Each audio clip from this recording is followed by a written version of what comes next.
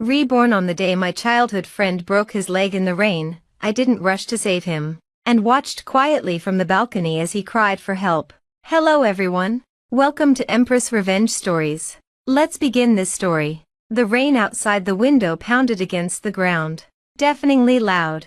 The moment my fingertips touched the cold balcony railing, my heart tightened. The familiar, bone-deep panic surged through my entire body. I didn't need to look down to know what was about to happen. It was midsummer, early July, the end of sophomore year, the third day after the final exams. The city was caught in a once-in-a-century rainstorm, with floodwater rising past the steps of the building. The low stone wall at the edge of the greenbelt below was where Jian Yanzhou always tried to climb over, to sneak out and play video games. In my past life, at this exact moment, I heard his scream and grabbed an umbrella, rushing downstairs without a second thought. The water was up to my calves. Sharp stones scraped my ankles. I dragged him, his right leg broken, soaking wet, 2 whole blocks before finding a taxi. That night, I ran a high fever and missed the crucial placement exam for the advanced program. For the next year and more, all my spare time was spent on him, copying his class notes, taking detours to bring him hot meals, spending my saved pocket money on calcium supplements and a walking cane. I gave up the intensive prep class recommended by my homeroom teacher, but once he recovered, he grew close to a girl from the neighboring class.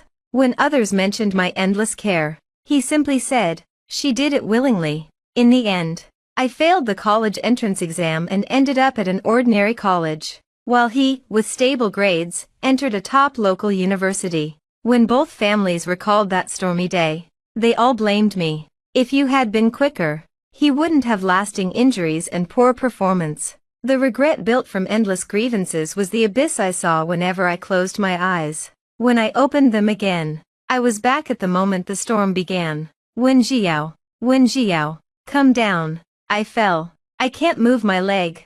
Jian Yanzhou's cry cut through the rain, mixed with the dull thuds of water hitting his body and the rushing sound of floodwater along the wall. I leaned forward slightly, peering through the downpour. I could see him clearly, slumped against the short wall, his right leg twisted at an unnatural angle, his white school uniform soaked in mud, his wrist scraped raw and bleeding. That same pitiful sight had once driven me to rush into the rain without a second thought. Even now, a faint pang of sympathy stirred in my chest, a reflex carved by 17 years of growing up together. I gripped the railing until my nails dug into my palms, forcing myself to stay still. The balcony door slid open behind me. My mother, Mu Wanhe, stood there with a dishcloth in her hand, frowning as she followed my gaze. "That's Yanzhou, isn't it? It sounds bad. What are you standing there for? Go get an umbrella and help him up." With rain this heavy, any delay could be serious. She reached for the large black umbrella by the door. I stepped sideways to block her. "Mom, the water's too deep down there. Going down won't help." He was trying to climb over the wall to skip class. He knew the wall would be slippery in the rain and still tried it. "The security booth is at the main gate, and there are plenty of neighbors in the building. He can call for help. It doesn't have to be me." Mu Wanhe paused, the dishcloth hanging by her side. "But you two grew up together. He's in pain now. How can you say that? You used to worry when he scraped his knee. What's changed? Yesterday is yesterday." I kept my eyes on Jian Yanzhou, still struggling to prop himself up, each movement making him curl in pain, his cries growing hoarse. "I can't spend my whole life around him, fixing everything. The ground is slippery, and if I run out there and hurt myself, I'll miss the tutoring session I scheduled for tomorrow." It wasn't just an excuse, I meant it. In my past life, that frantic rush in the storm left me with a 3-day fever and cost me the placement exam, my best shot at a top-tier school. I couldn't let that happen again. Jian Yanzhou must have spotted me on the balcony. He waved his arms, his voice barely cutting through the rain but still carrying urgency and resentment. "Wen Jiao, you can see me, right? Don't just stand there. Come down and help. My leg hurts so much." He shouted louder, as if his demand was perfectly reasonable. I turned away, pulled a rattan chair to the inner side of the balcony, and sat down, no longer looking down, letting his cries fade into background noise. Mu Wanha came to my side. Xiao, you can't be selfish like this. His parents have always been good to us, they bring gifts every holiday. If we do nothing now, what will the neighbors think? And it'll be awkward the next time we meet. Neighborly goodwill should go both ways. It's not about me sacrificing myself. I looked up at her, calmly laying out the facts. Last month, Jiang Yanzhou broke a flower pot playing ball. I paid for it with my own savings. The month before that, he copied my homework when he didn't do his. Last week, he forgot his keys and waited 2 hours downstairs. I skipped evening study to bring him the spare. I've handled countless problems for him, without complaint. This time, all the risk would be on me, and none of the benefit would be mine. I don't want to keep compromising like this. Mu Wanha was silent, unable to find a rebuttal. She knew I was telling the truth, she just hadn't thought much about the time and money I'd been giving away. Downstairs, the cries grew weaker, Jiang Yanzhou was losing strength. I took a sip of the lemon water on the balcony table and felt no guilt. I hadn't hurt him, I just wasn't sacrificing myself anymore. Any adult passerby or security guard could handle his situation better than I could. A minor rushing into floodwater was unnecessary. Soon, the security booth's yellow raincoats appeared. 2 security guards, holding large flood umbrellas, hurried to the wall and knelt beside him. Through the rain, I saw them radio his parents and call for an ambulance. He saw them coming and raised his voice, projecting toward our balcony. When Xiao was on the balcony watching me, I shouted for her forever, and she wouldn't come down to help. Mu Wanha's face darkened. She grabbed my arm. You hear that? When his parents come, they'll blame us. If you apologize now, maybe we can smooth things over. I gently pulled away. I haven't done anything wrong. I don't need to apologize. I have the right to choose whether to help.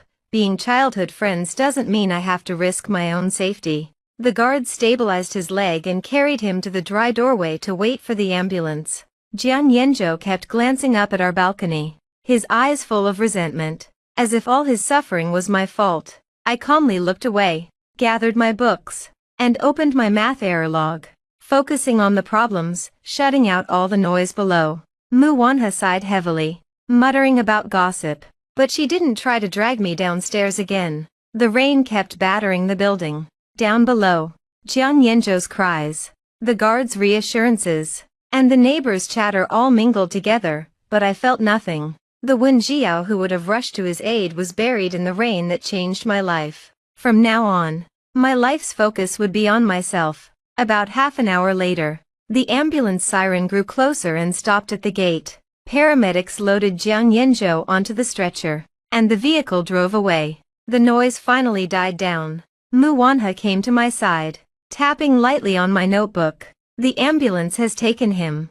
Gu Xiufan and Jiang Hong'an will be here soon. Try to be gentle when you speak, don't make things worse. I finished the last step in my calculations, closed the book, and looked up at her. I'll explain things clearly. I won't start a fight, but I won't just accept blame anymore. I knew the real confrontation was about to begin. The floor was still cool from mopping, and the rain hadn't let up, drumming against the glass in a steady, muffled rhythm. I had just finished tidying my desk when the doorbell rang, loud, urgent, and sharp. No need to guess who it was.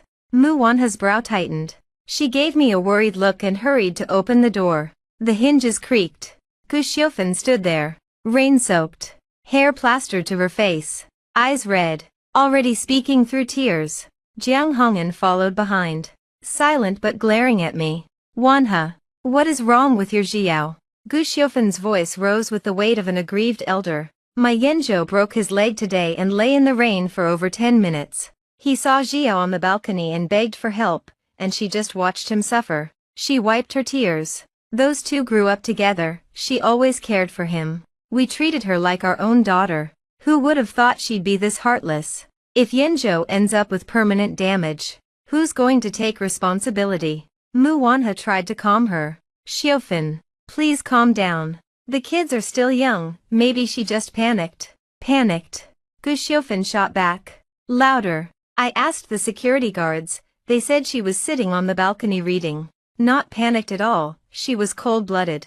I stood in the center of the living room, listening to her turn the story upside down, and felt nothing. In my past life, I'd broken down, apologized, and spent the next year caring for him to make up for my so-called failure. Now, it just felt absurd.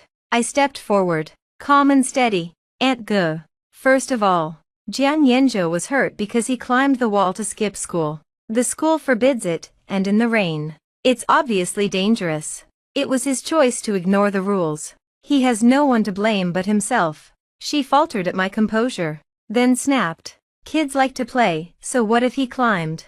Boys are always up to things. Even if he was wrong. You saw him hurt and did nothing, that's your fault. Helping is a favor, not an obligation. I met her gaze. In the past 2 years, I covered all his missed lessons when he was caught skipping. I paid for things he broke with my own money. I wrote his notes, corrected his errors, stayed up late to help him. I never asked for anything in return. I paused, voice clear. Today, in this storm, with water up to my calves and slippery roads, a young girl running out could easily get hurt. There were security guards and other adults around. Someone could have helped him. I am not obligated to risk my safety for his mistake. The room went silent. Mu Wanha stood frozen, hearing for the first time the full weight of what I'd been carrying. She'd long accepted my unconditional care for Jiang Yanzhou without question. Jiang Hongyan finally spoke, his voice low and heavy. We're not talking about principles. After all those years of friendship, can't you risk getting a little wet? Yanzhou is in the hospital with a fractured leg. He needs months of recovery. He'll miss school. You don't feel guilty at all? No, I said firmly. I have never owed Jiang Yanzhou anything, and I have never owed your family anything. All these years, it's been me giving, you've just gotten used to taking. Gu Xiufen was red-faced. How can you be so ungrateful? We've always shared good food and fun things with you. This is how you repay us. Goodwill goes both ways. I kept my voice calm. I remember your kindness and have returned it many times over. But you can't treat my help as something I owe you, and you can't erase years of that help just because I refused to hurt myself for you. If I were out there in the rain, would Jiang Yanzhou come running to save me? Probably not. So why should I sacrifice myself? Gu Xiufen was speechless. She stared at me, shocked. The quiet, agreeable girl who always helped Jiang Yanzhou was suddenly standing up for herself. Mu Wanha tried to mediate. Xiufen, children grow up and have their own thoughts. This really was Yanzhou's fault first. Xiao is young and worried about her own safety. During his recovery, I'll have her visit and bring things. Would that work? Gu Xiufen's expression eased, and she latched onto the offer. That's the least she should do. My Yanzhou suffered so much, of course she should help him catch up.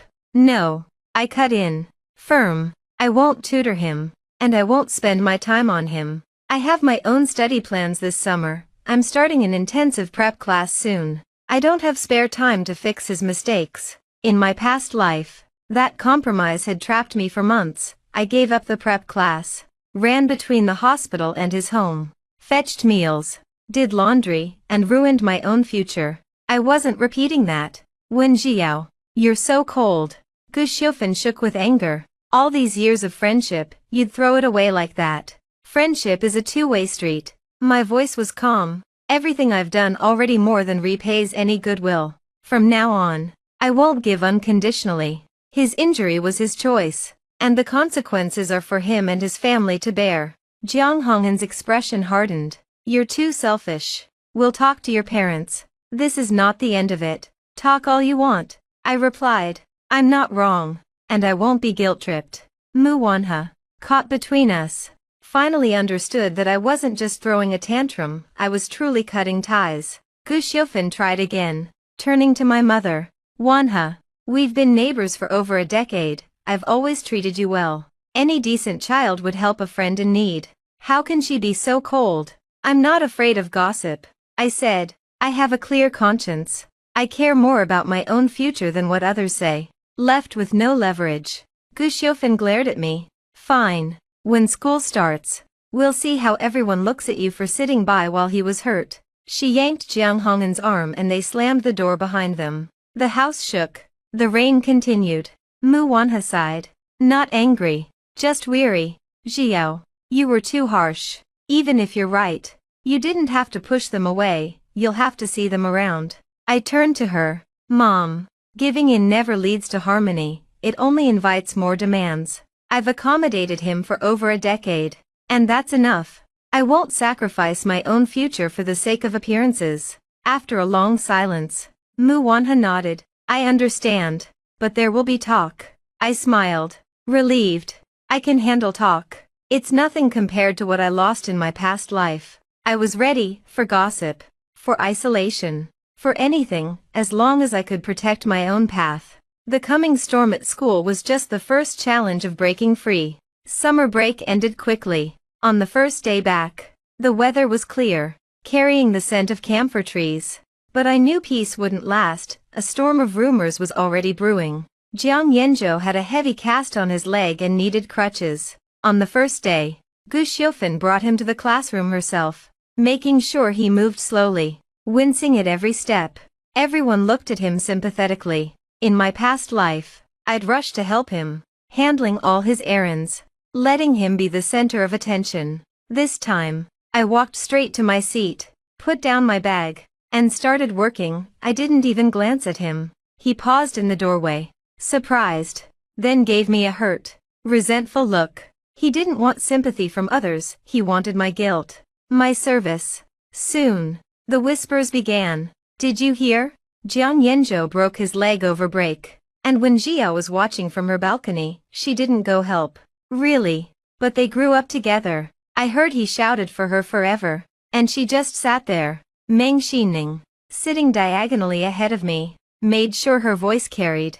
The class's opinion turned against me. Sun Yanxiao, sitting next to me, frowned and spoke up.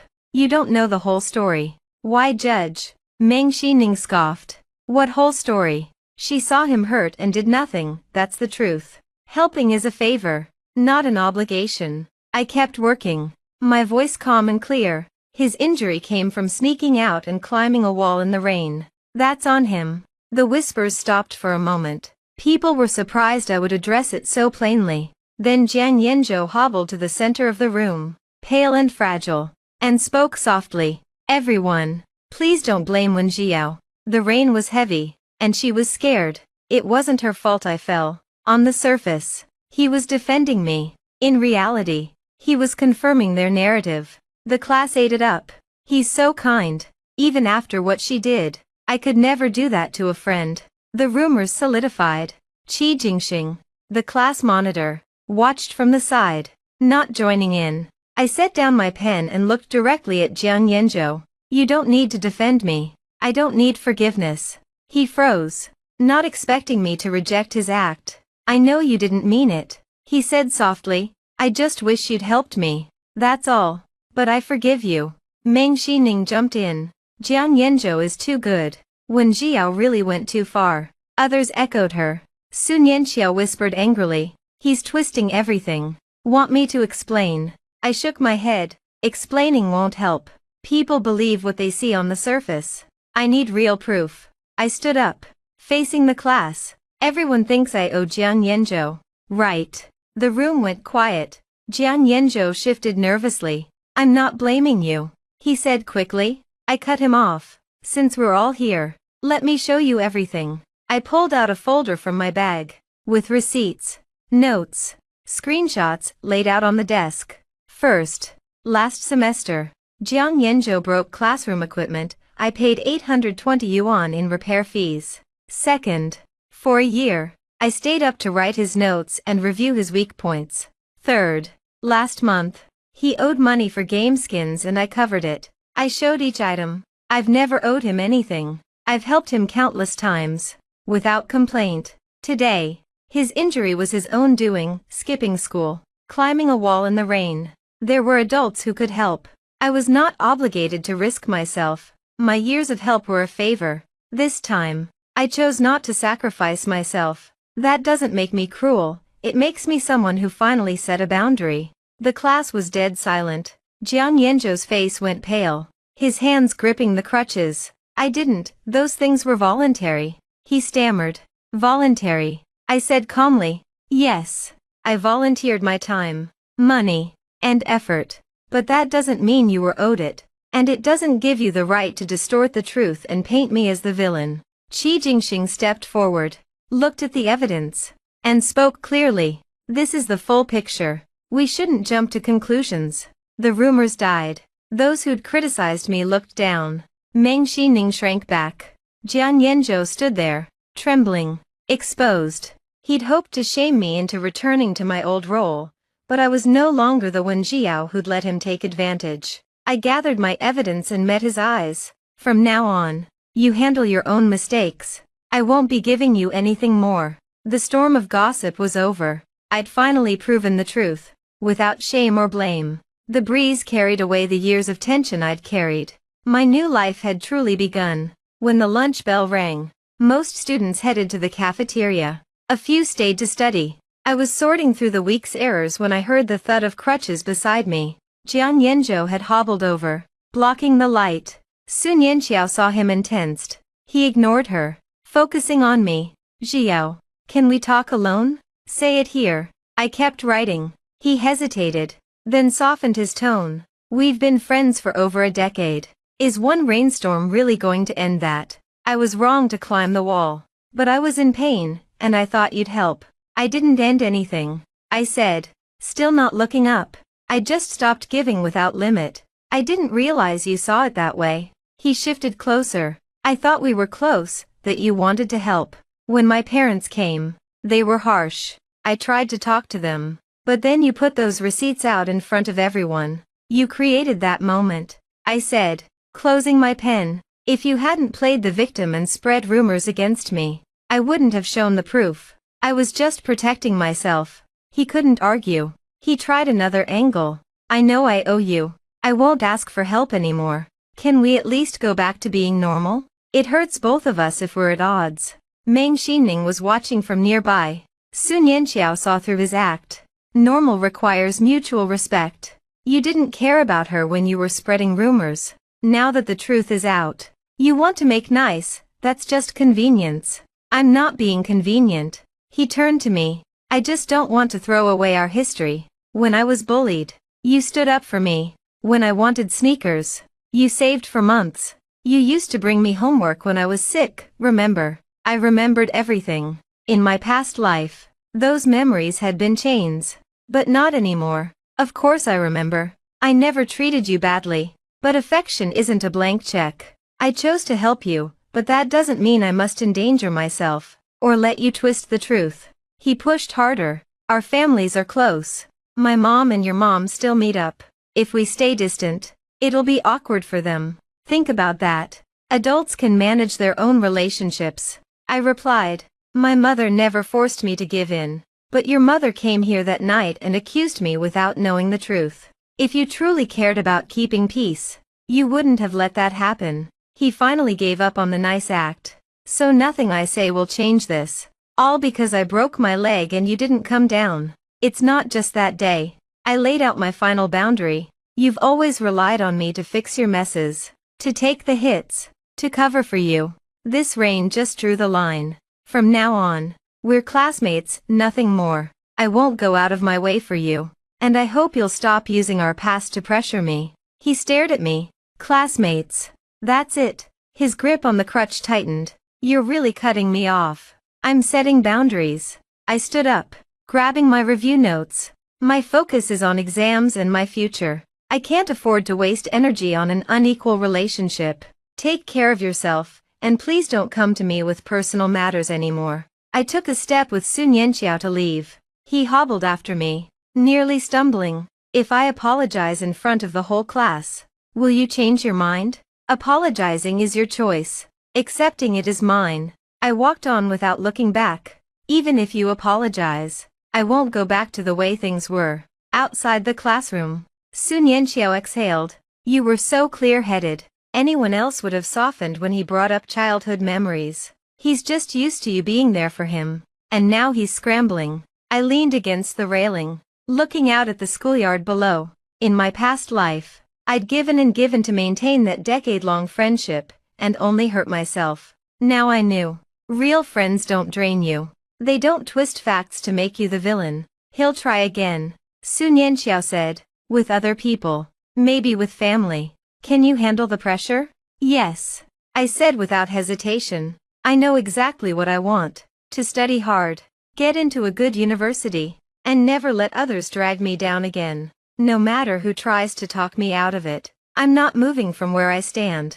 Sure enough, that afternoon, the class monitor Qi Jingxing came to talk to me on Jiang Yanzhou's behalf. He passed along the message. He knows he mishandled things and wants to make amends. He asked if we could mediate. I answered calmly, please tell him I accept his apology, but I won't go back to how things were. We can be ordinary classmates, no more entanglements. Qi Jingxing, after seeing the evidence and my explanation, nodded. I understand. I'll let him know. After school, I passed Gu Xiufen waiting at the gate. She deliberately avoided looking at me. I didn't mind, relationships are two-way. If they couldn't accept my boundaries, distance was only natural.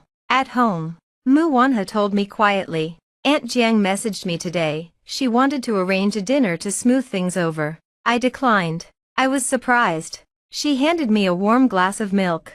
I've seen what's been happening. I used to tell you to give in, but I see now that I was wrong. You've set your boundaries, and I won't make you compromise anymore. A wave of warmth spread through me. For the first time, my family stood fully behind me. Months passed.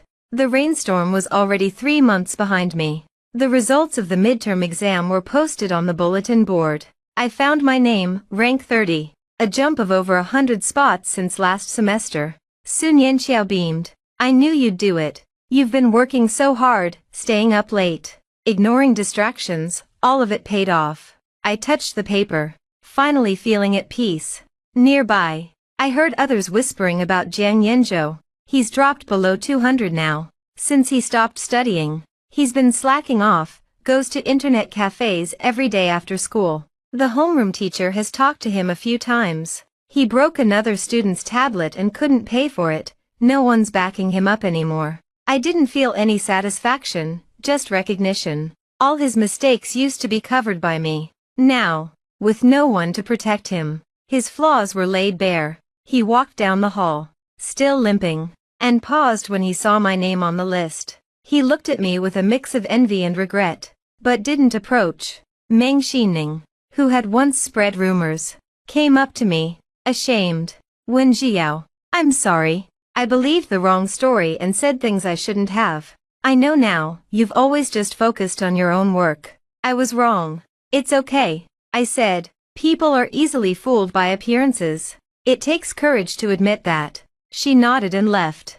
Jiang Yanzhou finally approached me, voice low and rough. I failed this exam. Badly. I waited. You used to help me understand everything. I never had to worry about anything. Now, I'm lost in my classes, in my life, and I don't know how to fix it. Could you help me catch up? Just a little. He sounded honest for the first time, but I had to say no. I'm busy. I've got a prep class starting, after school and on weekends. I don't have spare time. Just a bit. Won't you help me? We grew up together, you can't just let me fail. His voice carried that old sense of entitlement. Sun Yanxiao stepped in. There are teachers for that, you can ask them. Or ask other classmates.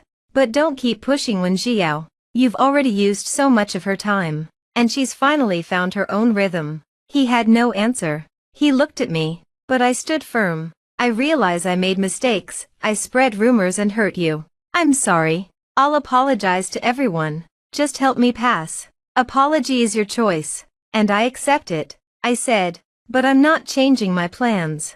Helping you before was a kindness I chose. Prioritizing myself now is my responsibility. Those aren't in conflict. Please don't ask again. I walked away with Sun Yanxiao. At home, Mu Wanhe told me she had turned down another request from Jiang Yanzhou's family to meet. I've seen how much better you're doing, your grades are up.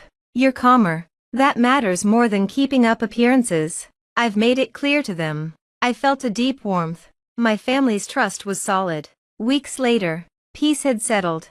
Jiang Yanzhou stopped approaching me. The class was kind and supportive. I studied, scored top 20, and was recommended for the early admission program at the provincial university. Walking out into the winter sun, I thought of that stormy day that had defined my past life. I'd given everything, and lost everything.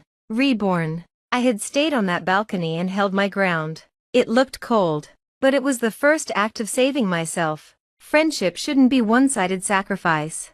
And kindness needs boundaries.